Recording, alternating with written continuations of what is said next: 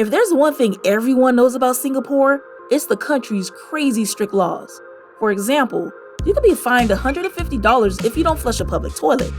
One of the most infamous laws is their ban on chewing gum. If you're caught bringing it in, you can be fined up to $10,000 and fined up to $2,000 for being a bubblegum dealer. But for more serious crimes like vandalism, your butt is on the line. Literally. 18-year-old American Michael Fay found that out the hard way in 1993 when he was arrested for vandalizing 67 cars and sentenced to be whipped 6 times with a rattan cane.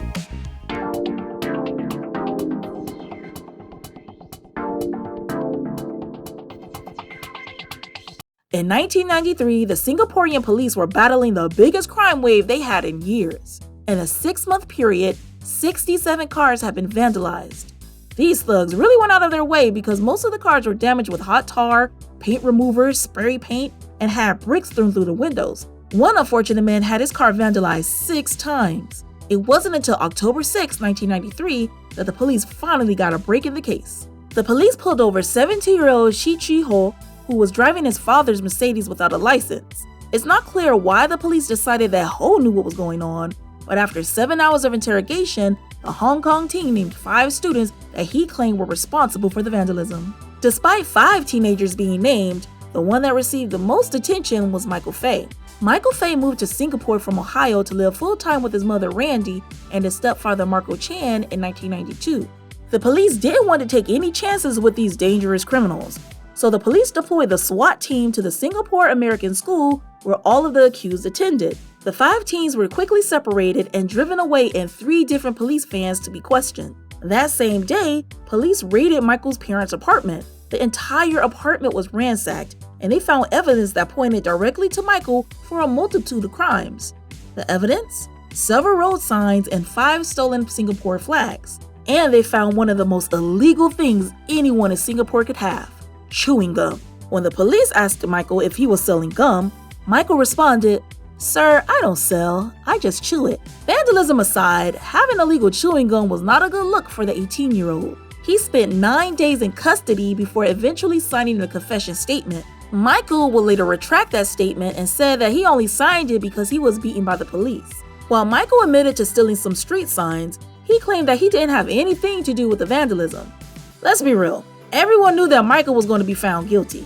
The only thing his lawyer could do was try to save his client's backside by preventing a caning. Singaporean law states that a first-time offender can escape caning if, quote, the writing, drawing, mark, or inscription is done with pencil, crayon, chalk, or other indelible substances, and not with paint, tar, or other indelible substances. During his trial on February 28, 1994, Michael's lawyer argued that because the paint was cheap and could easily be removed, it should be counted as a indelible substance. But to the judge, paint was paint and Michael was guilty. It was Michael's sentence that launched him into international notoriety. He was sentenced to 4 months in jail and 6 strokes with a rattan cane. And this isn't just a paddling. The people that are picked to do this are usually martial artists specifically trained to whoop your behind. In this demonstration, you can see that the officer is using his entire body weight to deliver the blow. The point is to deliver as much pain as possible. And the hits don't stop if the prisoner is bleeding. The officer won't stop until the required strikes have been made. The punishment is so brutal that it usually leaves permanent scars. Almost immediately, there was an outcry about the punishment from some Americans. There were think pieces about how caning was barbaric, calls for President Clinton to intervene, and even protests outside of the White House. But most Singaporeans didn't care about the international backlash. To them, these were rich foreigners who thought they could get away with committing crimes in their country.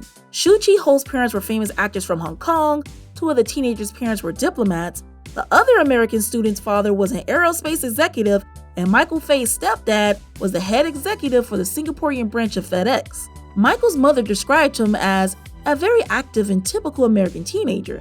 She said that he was fun-loving with hundreds of friends, loved football, and worked as a waiter. But sources in the American expat community at the time claimed that Michael was a problem child and a known troublemaker. President Bill Clinton called the Singaporean president, Ong Ting Chong, to waive the caning. As a favor, President Ong reduced it from 6 strikes to 4.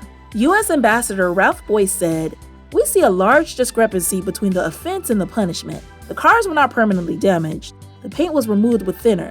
Caning leaves permanent scars. In addition, the accused is a teenager, and this is his first offense. In response, the Singaporean government said, unlike some other societies which tolerate acts of vandalism, Singapore has its own standards of social order as reflected in our laws. It's because of our tough laws against antisocial crimes that we are able to keep Singapore orderly or relatively crime-free. Even Singapore's first prime minister weighed in. He said that the whole situation revealed America's moral decay and, quote, the U.S. does not restrain or punish individuals, forgiving them for whatever they have done. That's why the whole country is in chaos. Drugs, violence, unemployment, and homelessness.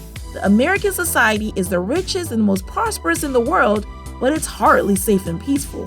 While there were some Americans that were against the caning, there were even more Americans that thought that Michael got what he deserved. He shouldn't have done it, and I think he's a spoiled brat. Michael Fay became a national punchline. There were late-night shows that made fun of him, Saturday Night Live made skits, and even an episode of The Simpsons parodied it. In the episode, Bart pranked a couple of Australians and was sentenced to get kicked with a large boot. On May 4th, 1994, Michael Fay was taken out in the courtyard of Queenstown Prison. He was stripped naked, then bent over a rack. He was hit 4 times on the rear end, then spent another month in prison and was finally released in June 1994. Once his sentence was over, he went back to the States to live with his biological dad. But things didn't get easier for Michael. A few months later, Michael ended up with burns on his hands and his face after trying to inhale butane. He eventually went to rehab for butane abuse. Michael would later say that sniffing butane helped him forget what happened to him in Singapore. He had a few more run-ins with the law in the late 90s, but he got his life back on track when he decided to finish his degree. He received his bachelor's in hospitality and administration management in 2020. As of 2018, he works as a manager in a casino. Speaking of troubled teens, check out this video about an 18-year-old nerd that tried to blow up his bully with a locker bomb.